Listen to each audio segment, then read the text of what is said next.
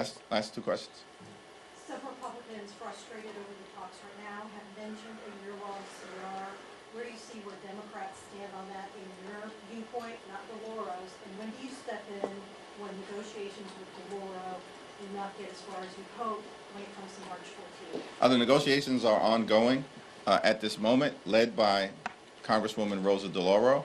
In terms of any subsequent consideration of a year-long continuing resolution, that's a conversation that we'll have at the appropriate moment with the entirety of the House Democratic Caucus. Thank you, Mr. Leader. Can you just address more broadly sort of 2 points here? One, the president is coming next week to deliver the joint address, and I'm wondering what kind of response you expect from your side of the aisle. And secondly, can you just address the sort of conversation out there in the country among some Democrats, some progressive activists, who are just clamoring for their party to sort of do more at this moment, not just Tuesday, but writ large against what they see as, some see as an overreach, from the White House, and just a lot more than maybe voters might have been expecting. It's not just an overreach from the Trump administration, it's an aggressive overreach. It's a parade of horribles that the administration has unleashed on the American people.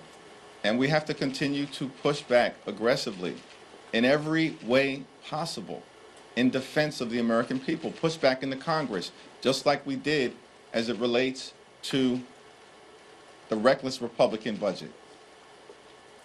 We had members like Brittany Pedersen with her newborn baby who left Colorado with her newborn baby, Sam, brought him to the Congress because she understood the importance of standing on the side of the American people.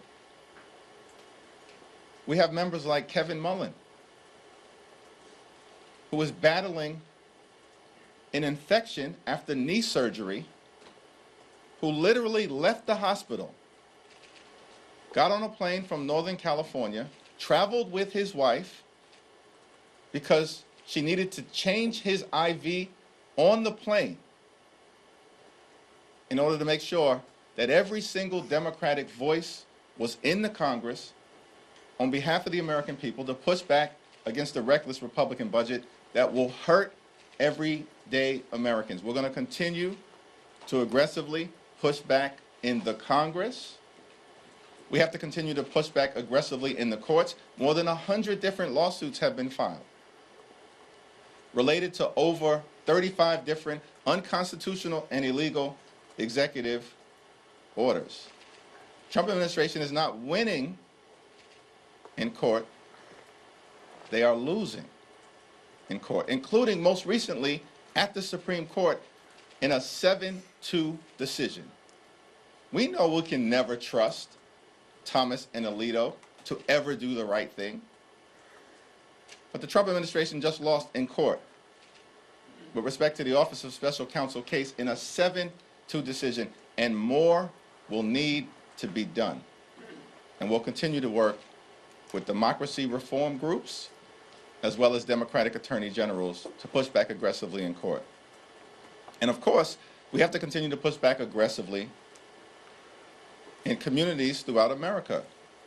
The American people are taking notice of what's happening.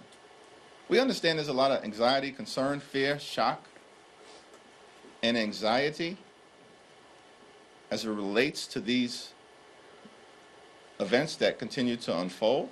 And House Democrats, of course, across the country, just like Brittany did, and just like Kevin Mullen did, will continue to rise to the occasion. Thank you.